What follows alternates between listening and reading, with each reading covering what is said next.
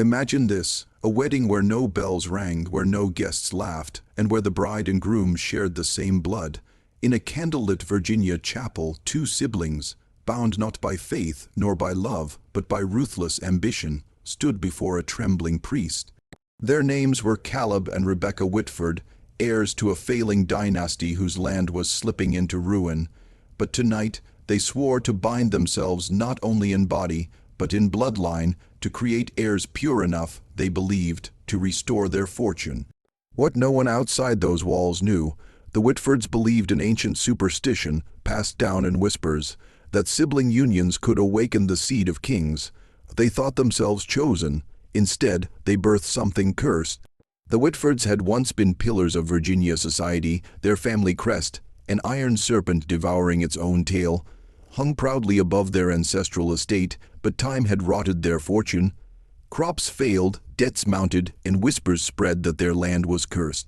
By 1820, their sprawling plantation stood nearly empty, its fields overrun with weeds, its halls echoing with shadows of past grandeur. Yet Caleb and Rebecca clung to the family's myth, that theirs was a bloodline marked for greatness. To dilute it, they believed, was to erase destiny, so they turned inward toward each other, determined to preserve what they called the circle unbroken. In 1826, Rebecca gave birth to twins, but when the midwife lifted the first infant, she screamed. Both children bore twisted forms, limbs fused, eyes too far apart, mouths unable to close fully. One twin's spine jutted like a broken branch, the other's skull swelled grotesquely. The midwife begged to baptize them, fearing they would not live through the night. Caleb refused. "They are not damned," he declared. "They are chosen." The Whitfords raised the twins in secret, hiding them in the east wing of their decaying estate, never letting them step beyond its locked iron doors. The nearby town of Harrow's End began to whisper. Servants came and went with strange stories, of infants crying at night in unearthly tones, of small figures glimpsed in the windows, pale and misshapen. When asked, Caleb claimed his children were too delicate for daylight, but the townsfolk muttered a darker word, monsters. Still, the church did not intervene. The Whitfords donated generously, keeping suspicions silenced beneath the weight of gold. It was discovered decades later that Caleb kept a leather-bound journal filled with writings no one in his time dared to read aloud. In it, he spoke of an ancient belief, that deformity was not a punishment, but a refinement. That the grotesque forms of his children were proof the Whitfords had transcended ordinary flesh. He wrote, "The serpent must shed skin after skin until what remains is eternal. Our children are the shedding, we are nearing the final form." The twins grew up in seclusion. They were taught to speak in whispers, to read by candlelight, to avoid mirrors. Caleb insisted they were sacred, that their deformities marked them as vessels of power. But Rebecca was not convinced. She avoided their gaze, avoided their touch. When one twin reached out a fused hand to her, she recoiled as though burned. Guilt gnawed at her. Yet she obeyed Caleb, too fearful to defy the man who was both her brother and her husband. Over the years, several doctors, priests, and curious townsfolk visited the estate, hoping to glimpse the Whitford children. None returned with a full account. Some vanished altogether. Rumors spread that Caleb had sacrificed them, feeding their blood to the twins in dark rituals. Others whispered the children themselves had grown hungry for flesh. Whatever the truth, no trace of those visitors was ever found, only their horses found wandering the woods. Rebecca began to unravel. She was haunted by visions, her children staring at her with hollow eyes, the sound of rattling bones in the night, the serpent crest on the wall dripping with fresh blood, though no one had touched it. One night she tried to drown the twins in a copper washtub. Caleb stopped her, striking her down. From that night on, she was locked in her chambers, her cries echoing through the halls. Servants swore they saw her clawing at her own skin, muttering, "It should never have been born." In 1839, a fire consumed part of the estate.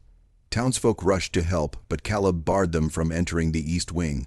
Through the smoke, some swore they heard screams not quite human, shrill, distorted, layered as though multiple voices poured from a single throat. The fire was eventually quelled. Caleb claimed all was well, but for months after, strange odors, like burnt flesh, hung around the estate. Decades later, unearthed church records revealed disturbing entries. In 1841, Father Elbridge wrote, "I have seen the Whitford children, they are not of God's image, they are his rebuke. Yet Caleb insists they are angels, trapped in crude shells. He begged me to bless them, but when I refused, he struck me across the face. I fear for this town. Their curse is not confined within their walls, it seeps into our soil." By their teenage years, the twins were taller than most men, though their bodies remained warped. Their movements were awkward yet powerful, as though they bore unnatural strength. Servants whispered they spoke in a strange tongue when alone, neither English nor Latin, but something older. Sometimes in the dead of night, townsfolk saw them walking the fields. Lanterns lit their faces, distorted reflections of the Whitford line, haunting reminders of sins no one dared name aloud. In 1849, Caleb's journals describe blood rites. He had begun offering livestock at first, goats, lambs, even oxen to feed the seed of kings. But soon after, he wrote of greater offerings. Children who went missing from Harrow's End were whispered to have been taken to the Whitford estate. Families wept, but none accused Caleb openly. His influence was too strong. The serpent crest above the estate's gates grew darker with each passing year, as though feeding on more than rust. By the 1850s, Harrow's End had grown unnervingly silent. Families avoided the roads near the Whitford lands. Doors were locked before sunset.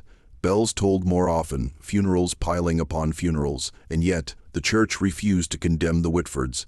It was as though the entire town had entered into a silent pact, to pretend nothing was happening, to ignore the screams that sometimes carried on the wind.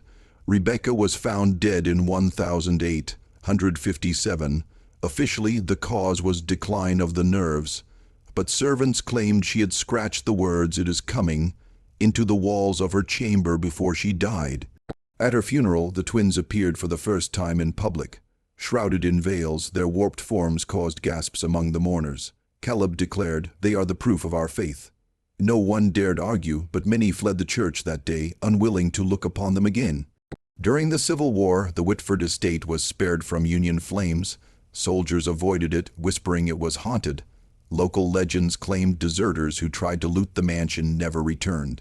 Some said the twins had dragged them into the woods, feeding on their bodies beneath the serpent crest. The war ended, but the Whitfords endured, untouched, unbroken, yet utterly isolated. In 1871, Caleb's final entries grew erratic. He spoke of the twins as becoming, as nearing a transformation that would outlast the world itself.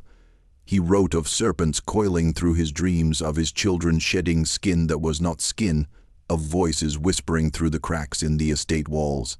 His final entries simply read, "The circle is complete." Days later, Caleb was found dead in his study. His body was twisted, his mouth frozen in a scream. The twins buried him themselves. No priest attended. After Caleb's death, the estate fell silent. Servants fled. The church claimed ignorance. The twins remained alone in the rotting halls, rarely seen, yet always felt. The town of Harrow's End began to wither. Businesses closed, families moved away until only a handful remained, all living under the shadow of the Whitfords. In 1884, records show that orphans from a local parish were sent to work at the Whitford estate. None were seen again. The orphanage ledger notes their names, then simply taken east. This entry was later crossed out in thick ink, as though someone feared what it revealed. By the turn of the century, only fragments of the Whitford tale remained. Travelers spoke of seeing pale, hunched figures wandering the fields at night. Hunters claimed to hear guttural chanting deep in the woods. Some swore they saw two enormous, misshapen beings dragging carcasses beneath the moonlight. In 1901, the estate burned to the ground. No bodies were recovered. Today, the land where the Whitfords lived lies empty. No houses are built there. Farmers refuse to till the soil. Locals say the ground is poisoned, not by ash, but by memory. The serpent crest was recovered from the ruins, its iron surface warped and melted. Some claim if you trace its circle with your finger, you hear whispers in a language not your own. The story of Caleb and Rebecca Whitford, their forbidden marriage, and their deformed children has been erased from most records. But whispers endure, that the bloodline did not die in the fire, that descendants walk among us still, hiding their twisted forms, waiting for the circle to open once more.